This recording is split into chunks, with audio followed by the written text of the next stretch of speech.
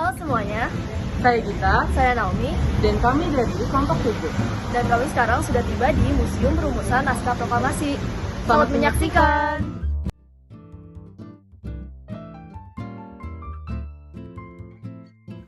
Jadi, museum ini umurnya hampir 100 tahun.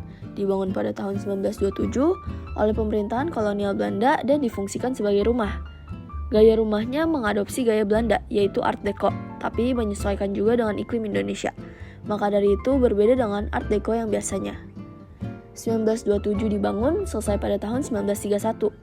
Lalu ditempatkan oleh pemerintah kerajaan Inggris yang diwakili oleh konsulat jenderal, dan ditempati dari tahun 1931 sampai 1942.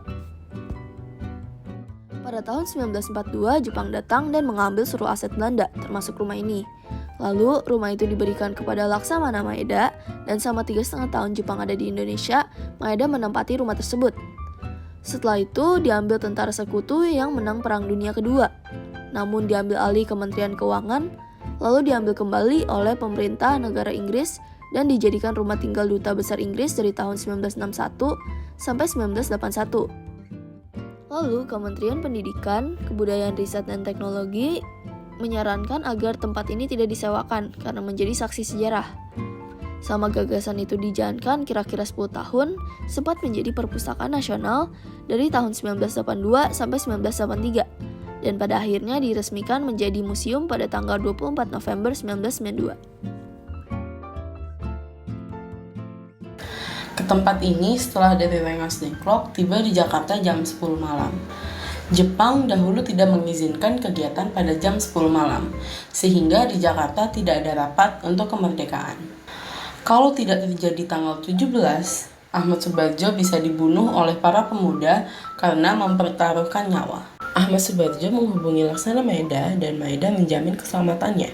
Jabatan Maeda dahulu merupakan diplomat dan mata-mata, maka dari itu beliau mempunyai hak atas imunitas. Pada akhirnya datang para perumus proklamasi dan diterima di ruangan pertama, yaitu ruang tamu.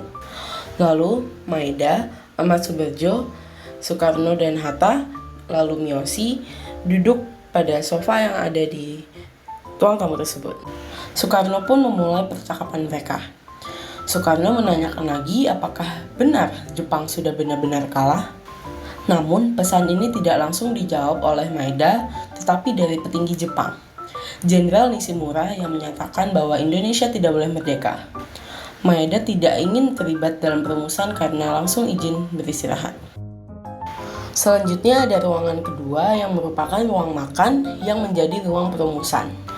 Pada diskusi perumusan ini, Soekarno yang menulis, Bung Hatta dan Ahmad Soebardjo yang menuangkan ide.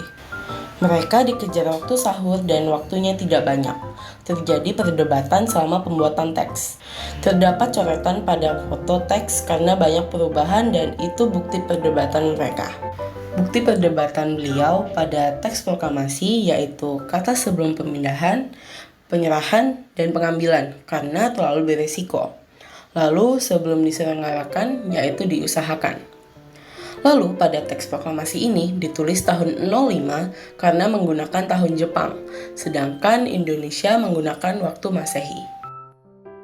Konsep naskah proklamasi yang telah dirumuskan oleh Bung Karno, Bung Hatta, dan Ahmad Soebardjo dibawa ke Serambi Muka menemui para hadirin yang telah menunggu. Bung Karno kemudian membacakan rumusan pernyataan kemerdekaan yang telah dibuat itu secara perlahan-lahan dan berulang-ulang. Sesudah itu, beliau bertanya kepada para hadirin setuju atau tidaknya terhadap rumusan itu. Menurut Bung Hatta, jawaban dari hadirin adalah gemuruh suara menyatakan setuju. Lalu Bung Karno menanyakan lagi, benar-benar saudara setuju? Jawabannya adalah sama, yaitu setuju.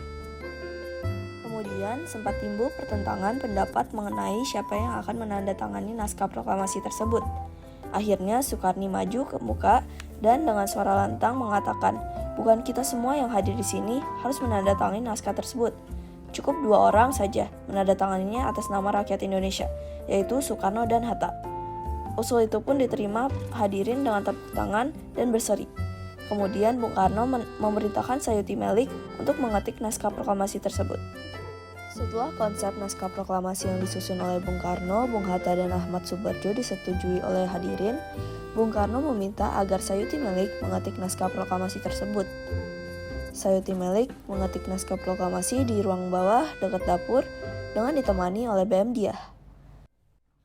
Pada saat pengetikan, Sayuti Melik melakukan perubahan 3 kata. Kata tempo menjadi tempo, kata wakil-wakil bangsa Indonesia berubah menjadi atas nama bangsa Indonesia, begitu pula dengan penulisan hari, bulan, dan tahun. Setelah naskah proklamasi selesai diketik, segera dibawa kembali ke tempat hadirin untuk ditandatangani oleh Bung Karno dan Bung Hatta. Bung Karno dan Bung Hatta menandatangani naskah tersebut di atas piano yang terdapat di bawah tangga ruangan.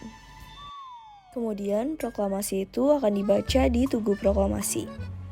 Peristiwa perumusan naskah proklamasi semuanya dilakukan di lantai 1. Lantai 2 hanya digunakan untuk tempat tidur, tempat kerja, kamar mandi, serta kamar tidur untuk asisten rumah tangga.